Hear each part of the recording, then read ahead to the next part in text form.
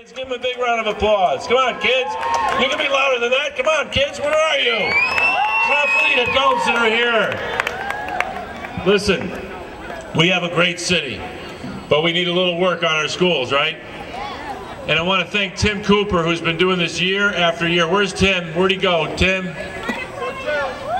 Tim, give Tim. He's hiding behind the camera. I didn't see him. Please give Tim and all of his parishioners.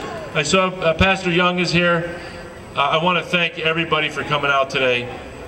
We could have the greatest city in the world, and if we didn't have a good school system, it wouldn't mean much.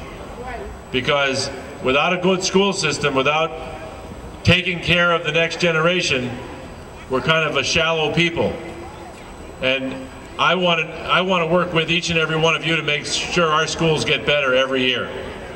It's not going to be easy. There's lots of obstacles in our way. But there's nothing that's worth fighting for more than our kids. And there's nothing more important to our kids than good schools. And that's what we have to focus on. I just want to remind everybody how much, I was going to say how much the deck is stacked against us, but I'll just say how strong the challenges are. The state of Connecticut is responsible for educating the children of Connecticut. It says so in our Constitution. And unfortunately, they haven't made sure that that's happening. There's 169 towns and cities in Connecticut.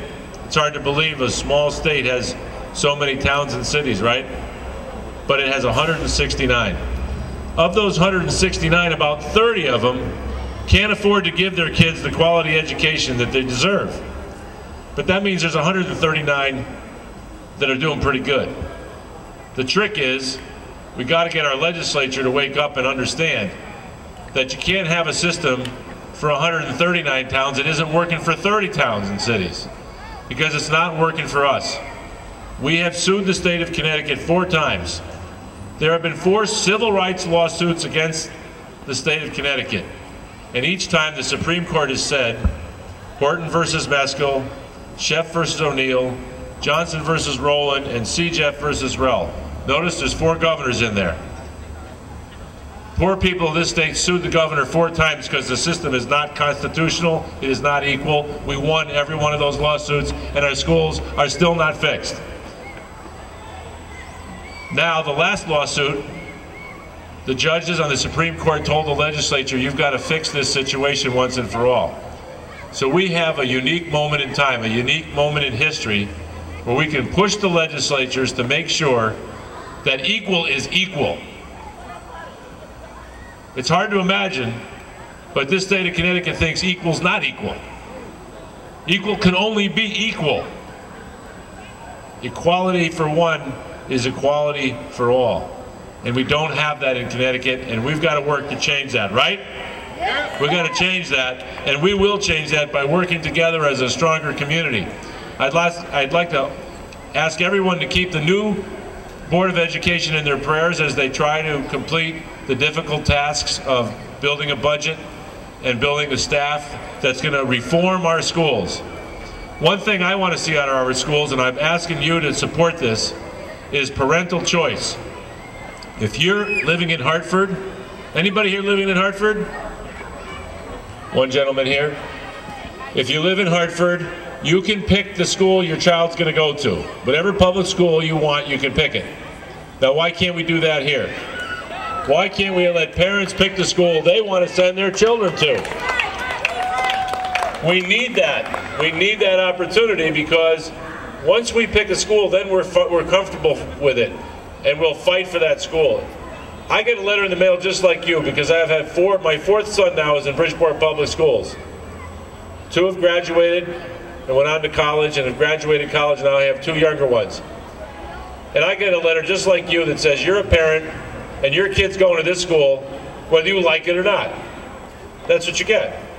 But please be involved. You know, please be involved and please care. Well, the first thing I feel is nobody's really taking into account what I want for my kid.